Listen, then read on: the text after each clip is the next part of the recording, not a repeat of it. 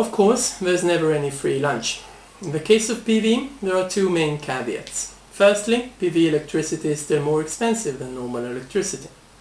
This is at least in part due to the fact that its development and deployment costs haven't been fully recouped yet.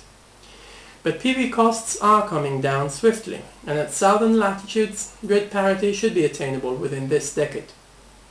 Then, even more problematic is the obvious fact that the sun doesn't shine on the same spot on Earth around the clock, and hence PV electricity is inherently intermittent. If we want to deploy it on a large scale, we will need to start thinking of extensive energy backup. Large-scale energy storage is not yet readily available though. Compressed air storage appears to be the most promising technology, but it isn't devoid of its own share of problems, and it will inevitably take a toll on the overall energy efficiency of the system. So to sum it up, a large-scale transition to a widespread adoption of PV electricity is going to cost dearly, both in economic and energy terms.